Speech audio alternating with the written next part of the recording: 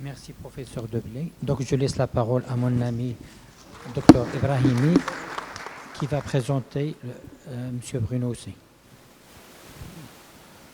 Donc, j'introduis Bruno aussi, qui est le président du conseil scientifique de la FINPAT, qui va nous parler des particules fines et les PID et une menace sur les alvéoles. Je te donne la parole. Merci beaucoup. Merci beaucoup pour votre invitation. C'est toujours un grand plaisir pour moi de venir vous retrouver ici, aux réunions AFMAPAT. Et donc, je vais vous parler des particules fines et des pnéumopathies interstitielles diffuses, une menace pour les alvéoles. Je n'ai pas de lien d'intérêt particulier sur le sujet traité. Je voulais rappeler 3 points pour commencer. Le premier point, c'est que le nez est quand même le premier filtre. Et le nez est important pour réchauffer et humidifier. Et dès que vous faites un effort, vous respirez la bouche ouverte et vous court-circuitez ce premier filtre. Le second point, c'est qu'on ventile 15 000 litres d'air par jour. 15 000, bon, c'est beaucoup. Mais qu'est-ce que ça représente? C'est difficile d'imaginer. Moi, j'aime bien la comparaison avec ce qu'on boit et ce qu'on mange. On mange à peu près 1 kg à 1,5 kg de nourriture, c'est déjà pas mal. On doit boire entre 2 et 3 litres d'eau par jour. Et en termes d'air, combien de kilos d'air sont ventilés par jour? Est-ce que vous avez une idée? Ça fait 17 kilos. 17 kilos, sans compter les impuretés et les particules qui pourraient être intégrées. Donc c'est beaucoup. Et le troisième point, c'est l'étendue de la surface alvéolaire, qui fait 100 mètres carrés, un joli logement. Mais cette étendue importante, on la paye en termes de fragilité. Donc c'est extrêmement fragile. Sur les particules, donc dans mon titre, c'est les particules fines. Les particules fines, par définition, sont celles de moins de 2,5 microns de diamètre et qui vont aller jusqu'aux alvéoles. Les particules ultra fines, ce sont les nanoparticules, elles font moins de 100 nanomètres. Donc c'est celles qui vont le plus loin possible dans les poumons et qui peuvent passer dans le sang.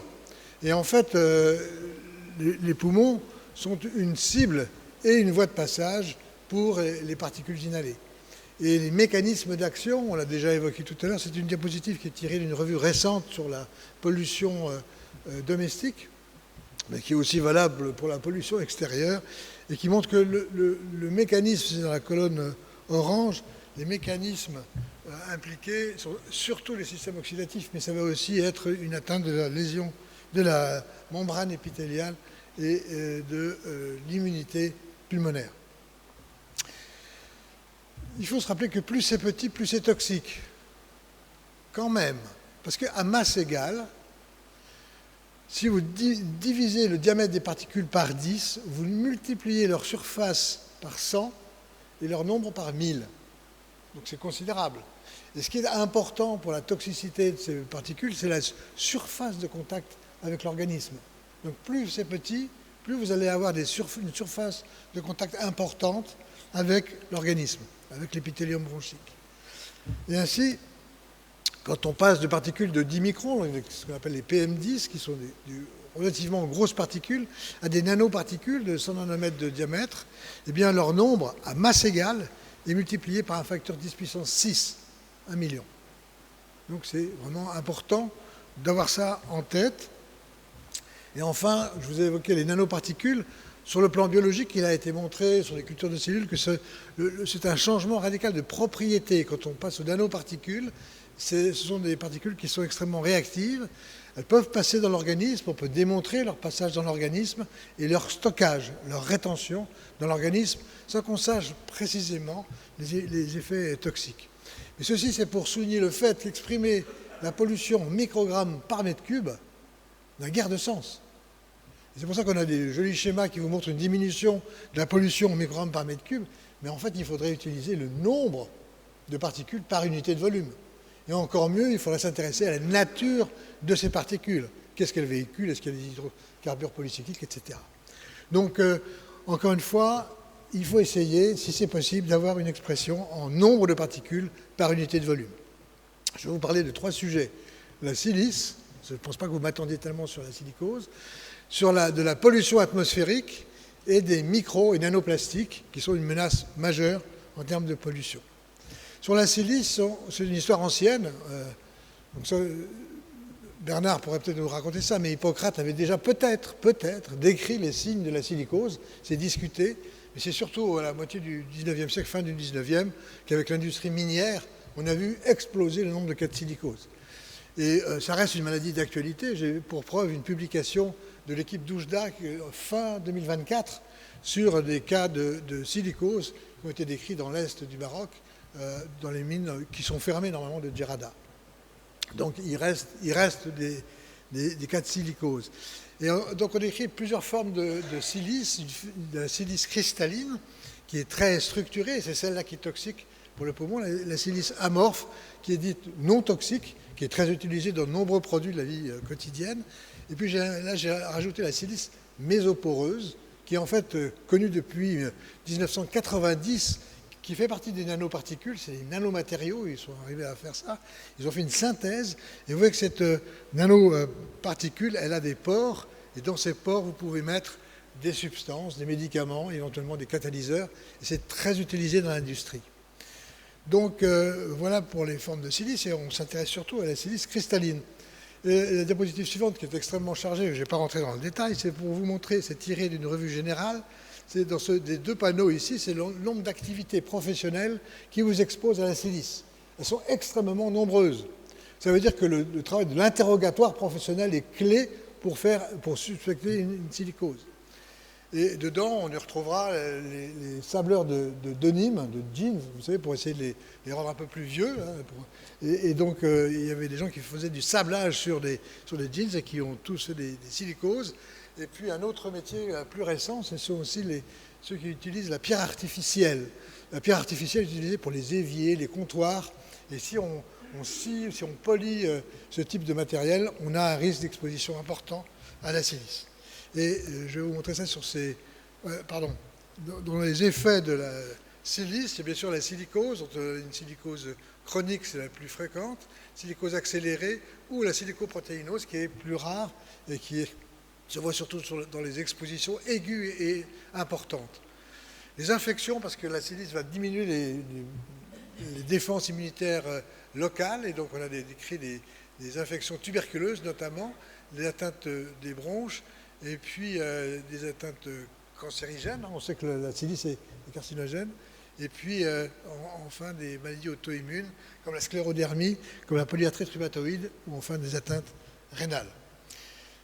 Je vous ai pris là des exemples d'imagerie. Ici, c'est des sujets qui s'appelaient des denims en Turquie.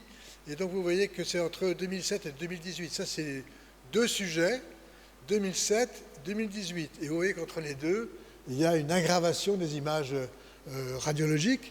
Et à droite, ça fait partie des gens qui travaillaient la pierre artificielle. C'est un individu, vous avez son scanner, et 3 ans plus tard, avec une aggravation des lésions.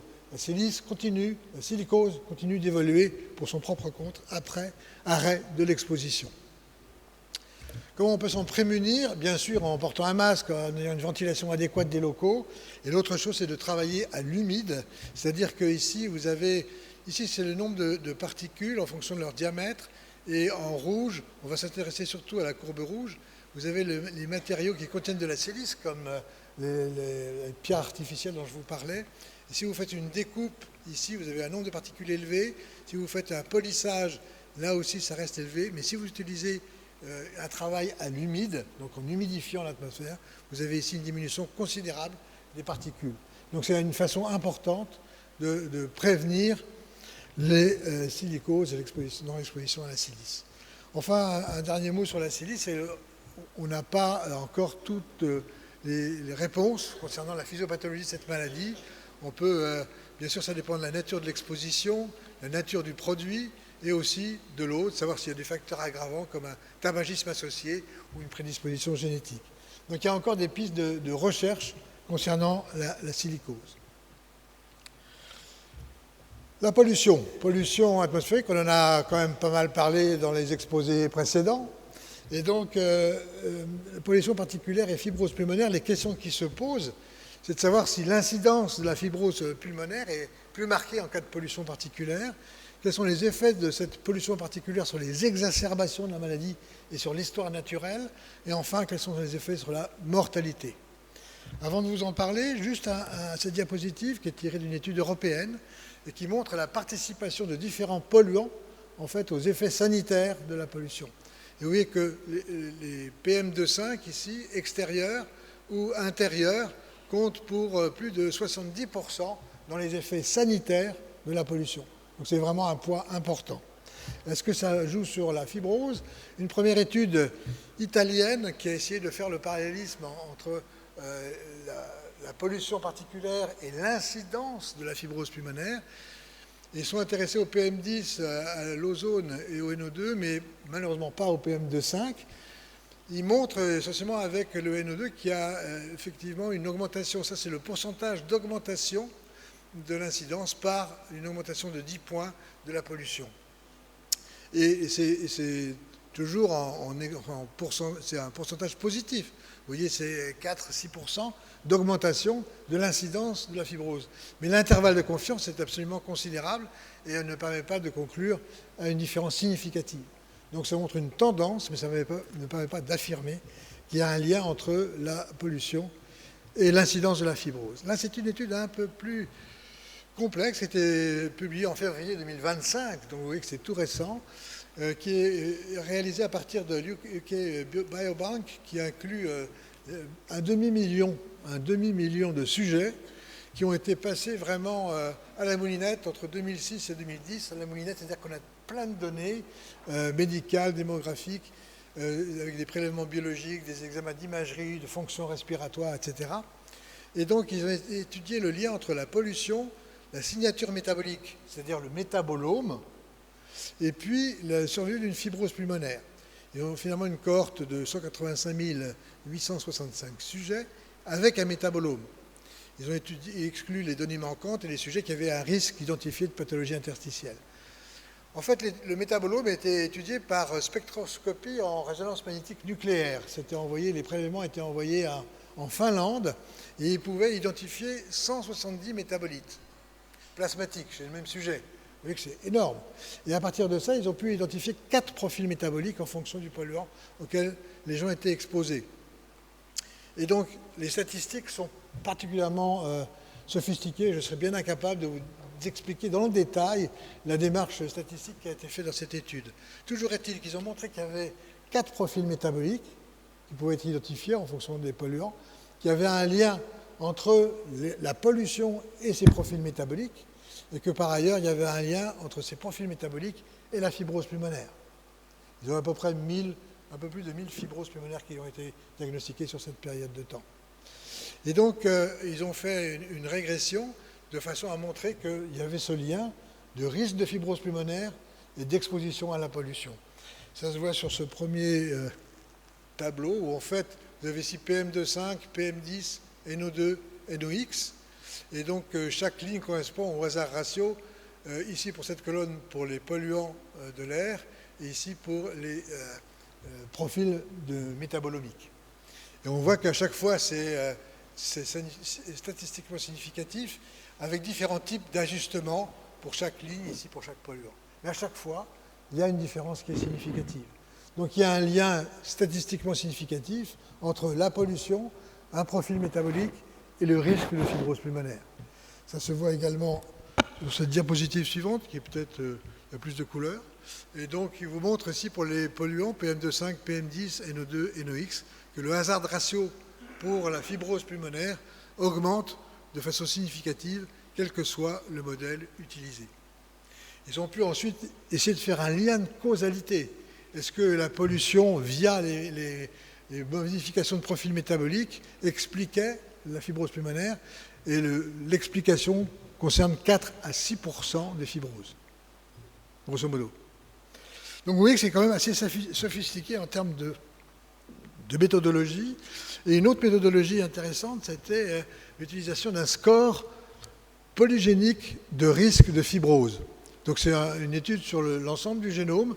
On arrive par les différents polymorphismes à identifier les polymorphismes associés à un risque de fibrose pulmonaire. Et ensuite, ils ont classé un risque faible de fibrose, modéré ou élevé. Et là, on a le risque modéré ou élevé de fibrose pulmonaire. En fonction des différents polluants, NO2, NOx, PM2,5, PM10, vous avez ici les quartiles. Donc, il faut toujours référence au quartile au Q1, c'est le quartile le plus bas qui est la référence. Et vous voyez que quand on a un risque génétique moyen, avec le NO2 ou avec les PM2,5, on a une augmentation significative de l'excès de risque. C'est un excès de risque, hein, c'est par rapport à 0. Avant, on avait le hazard ratio, c'est par rapport à 1. Ici, c'est par rapport à 0. Et donc, on a un excès de risque significatif pour le NO2 et pour les PM2,5.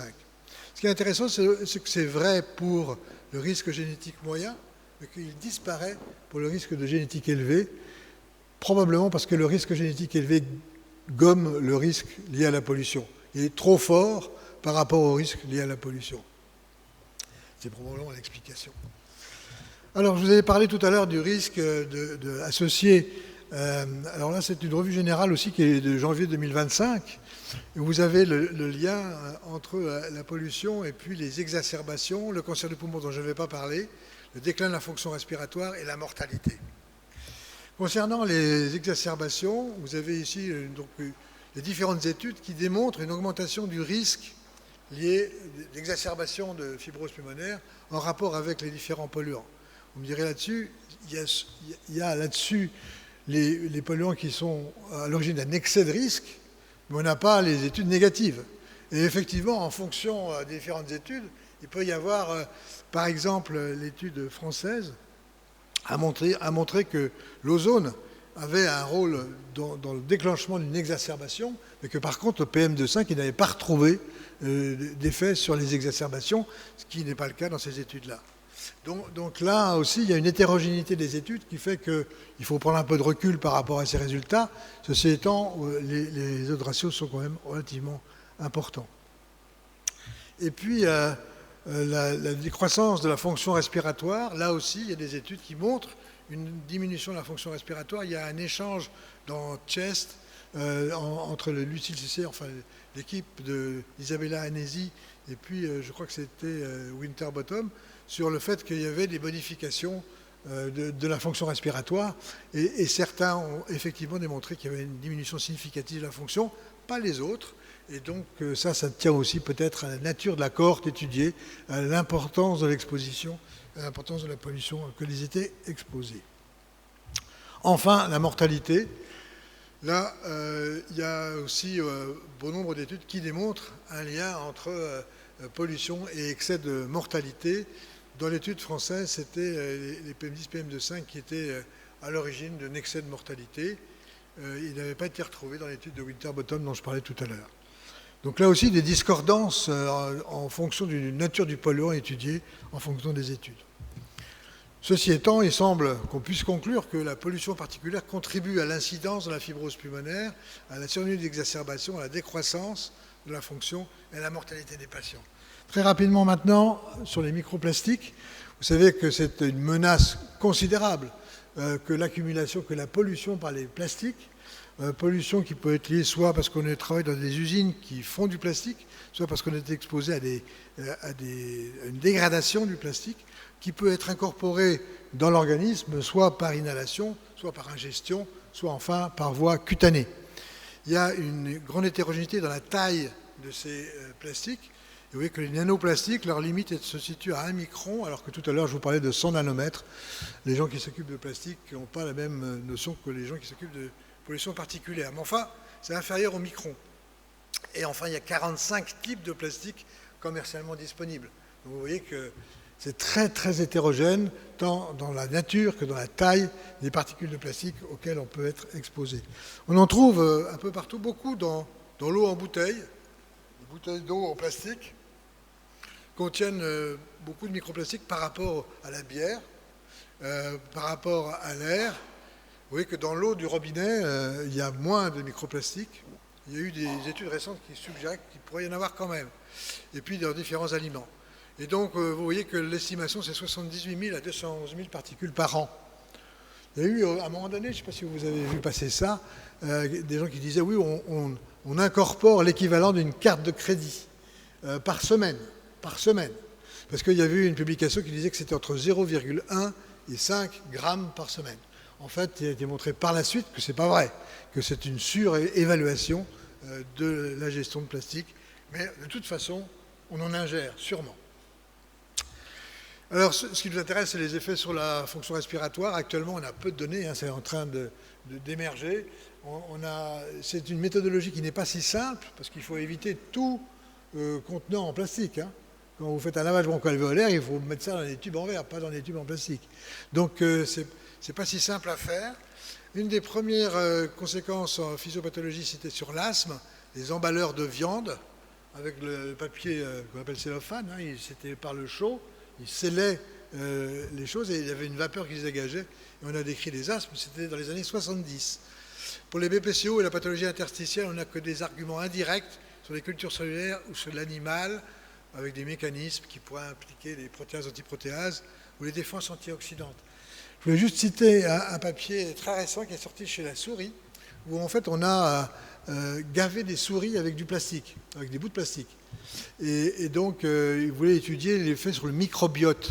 Et effectivement, le microbiote colique est très perturbé. Mais ils ont aussi regardé le microbiome pulmonaire, et il est aussi très perturbé. Et vous savez qu'il y a un axe entre le digestif et le poumon, et en fait, de façon indirecte, ça peut avoir des conséquences, et chez les souris, ça favorisait les infections à Pseudomonas.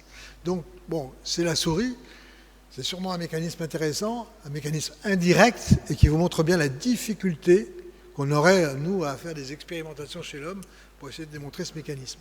Donc c'est peu probable, mais peu documenté. Donc il ne faut pas oublier la silicose, interrogatoire professionnel, plus de doutes sur les effets de la pollution particulière, sur l'induction, l'aggravation, la mortalité des fibroses pulmonaires, et la pollution par les micro- et nanoplastiques qui est un sujet majeur qui est devant nous et qu'il faut arriver à défricher. Je vous remercie pour votre attention. Merci Bruno, merci d'avoir respecté le temps et bien sûr pour ta présentation exhaustive.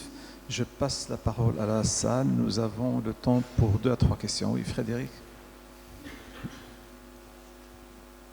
Merci Bruno pour ta présentation. Juste petit commentaire sur l'asthme des emballeurs de viande. Ouais. C'est pas le plastique, c'est les cols cyanoacrylates. Ah, en fait, c'est quand ils collaient, ouais. Et tu avais les étiquettes, et les étiquettes étaient collées avec des cols cyanoacrylates. Et c'est ça, c'est les premières descriptions de l'asthme aux acrylates. Le PVC n'est pas du tout en cause. Non. Hein, Frédéric, le PVC n'est pas en cause. Merci Bruno pour cette belle exposé. Je voulais vous dire qu'on a en Afrique du Nord forme de silicose très particulière. C'est la silicose des puisatiers. Ouais. Les puisatiers, ce sont des gens qui taillent des pierres pour emmurer le puits. Donc ils descendent et la pierre est très dure, elle a à peu près 60% de silice dedans. En sachant que dans les mines qu'on considère silicogènes, on est autour de 15-20% maximum. Pour vous dire à quel point. Et ça donne une silicose qui ressemble à la cristalline avec une évolution rapide et pseudotumorale et un emphysème qui se construit en quelque temps. Ça, c'était juste pour... C'était signalé dans le papier de l'équipe d'Oujda, Ah qui est disponible et qui signalait ce risque chez les puisatiers. Oui. C'est les puisatiers. Le deuxième point sur lequel je voulais... Je pense que dans notre vie professionnelle maintenant de pneumologie, on aura peut-être tendance de plus en plus, dans nos interrogatoires, à avoir le nouveau concept qui a été justement lancé par Anési après la COP de Paris, c'est cette notion d'exposome. On doit absolument savoir à quoi sont exposés les gens pour qu'on puisse déterminer les pathologies. Alors, est-ce que c'est facile de le faire? C'est la question que je te pose. La réponse est non. Sur quoi on va se baser pour... La réponse est non, parce que l'exposome, c'est tout ce à quoi tu as été exposé depuis ta conception jusqu'à maintenant. Donc vous imaginez la difficulté, mais c'est un concept qui est intéressant pour faire progresser les connaissances. Et on peut même aller décliner ça en exposome du poumon, en exposome du foie, parce que chaque organe va avoir une exposition différente. Donc c'est un concept intéressant pour essayer de progresser dans la connaissance. Merci pour ton excellente conférence. Je voudrais savoir, est-ce qu'il y a des capteurs qui puissent, par exemple, savoir la teneur en PM2.5 ou capables de capter les particules, les microparticules dans un environnement particulier? Ah oui, non, mesurer, tu veux dire quelles particules tu veux mesurer? 2.5 et 2.5. 1. Oui, je ne suis pas venu avec mon capteur personnel, mais on a des capteurs personnels qui permettent d'avoir une idée de la pollution par les PM2,5. Et on peut descendre plus bas maintenant, parce que c'est des techniques en fait optiques qui permettent d'avoir des notions sur des particules plus petites, par laser. Donc on peut effectivement mesurer les capteurs. Alors les capteurs d'AirParif par exemple, on a évoqué AirParif tout à l'heure, mais AirParif a des capteurs qui sont considérables et qui coûtent plusieurs milliers d'euros, alors que le capteur personnel dont je te parle, il va coûter 150 euros. Donc c'est pas la même fiabilité non plus. Donc il y a des problèmes de calibration de ces capteurs par rapport à d'autres qui sont plus fiables. Et avons-nous une idée sur la clairance des nanoparticules dans un organisme? Est-ce qu'elles sont éliminées? Comment elles évoluent dans l'organisme? Il y a eu l'étude de Miller qui a été publiée où on faisait pédaler des sujets sains, en tout cas qu'il était encore, on leur faisait inhaler des nanoparticules d'or, qui est réputé non toxique, pendant 2 heures, et après, les nanoparticules d'or, on peut les repérer en microscopie. Et donc, ils ont essayé de suivre ces particules en faisant inhaler ces nanoparticules d'or à des gens qui étaient opérés d'une sténose carotidienne. Donc 3 jours avant, il faisait pédaler en inhalant les nanoparticules d'or, et puis le jour de l'intervention, il récupérait la carotide et regardait s'il retrouvait des particules.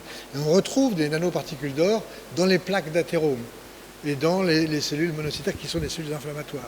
Donc ça peut contribuer, alors je ne sais pas un lien de cause à effet, mais ça pourrait contribuer à expliquer les pathologies cardiovasculaires qui sont associées à la pollution particulière. Et après, alors chez la souris, ils ont montré qu'on en retrouvait dans le foie, on en retrouvait dans d'autres organes. Chez l'homme, c'est difficile d'aller voir ce qui se passe quand même.